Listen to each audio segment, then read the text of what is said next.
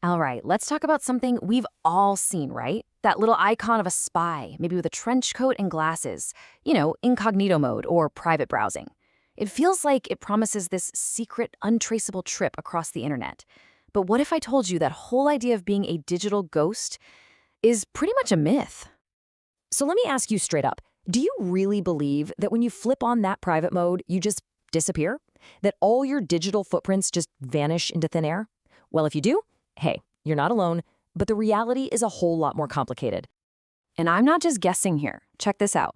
A University of Chicago study found that a whopping 40% of people believe incognito mode actually hides their physical location from the websites they visit. That is one of the biggest misconceptions about our privacy online today.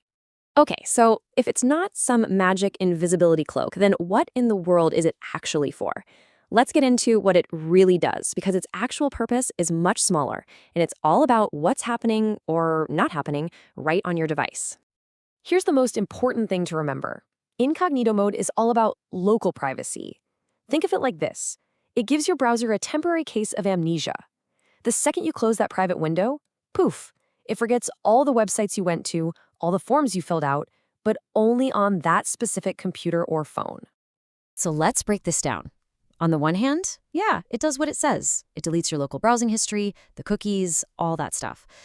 But, and this is the huge but, look at what's still completely visible to others. Your IP address, which gives away your general location, and your activity on any website you log into. None of that is hidden. Now, don't get me wrong, this doesn't make it useless. Not at all. It's actually perfect for some things. Like when you're shopping for a surprise gift on the family computer and you don't want to leave any clues. Or maybe you need to log into a second account on a website without logging out of your first.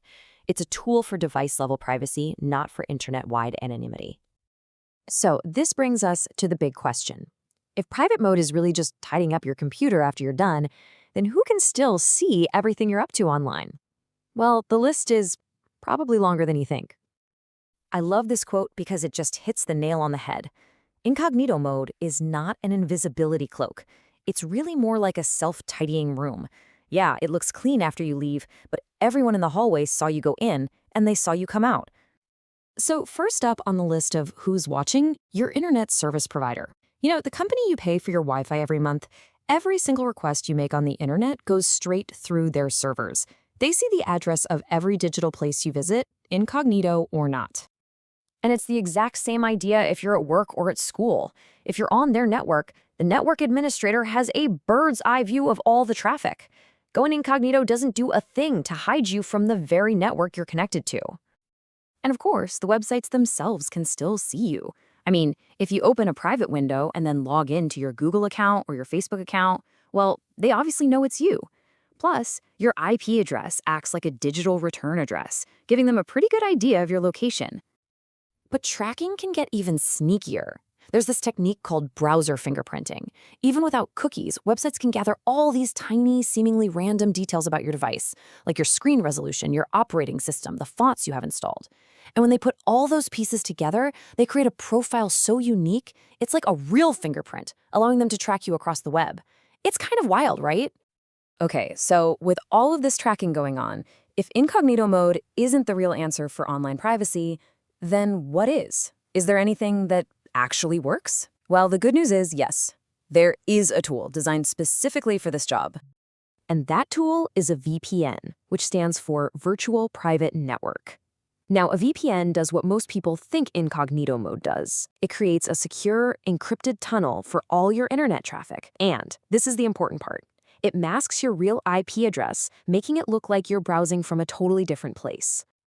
So how does a VPN pull this off? Well, it works in three main ways. First, it encrypts your data. That means it just scrambles it, so even if your internet provider is looking, all they see is a bunch of unreadable junk. Second, it hides your IP address by sending your connection through one of its own servers. And third, it secures your connection, which is absolutely crucial if you're on public Wi-Fi, like at a coffee shop or an airport.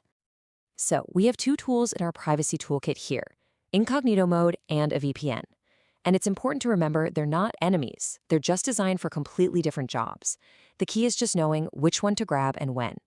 This chart here makes the difference crystal clear. Look, incognito mode gets one yes. It hides your history on your device. That's about it. A VPN, on the other hand, is what hides your IP address, encrypts your traffic, and protects you on public Wi-Fi. It's for that real deal online privacy. So, to put it simply, you use incognito mode for that local, device-specific privacy.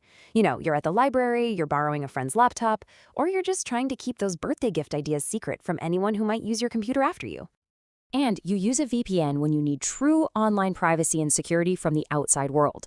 This is for when you're on that sketchy airport Wi-Fi, when you want to keep your activity private from your ISP, or when you need to access shows and content from other countries. So that little spy in the fedora isn't an invisibility cloak, but it is a useful tool if you know what it's for.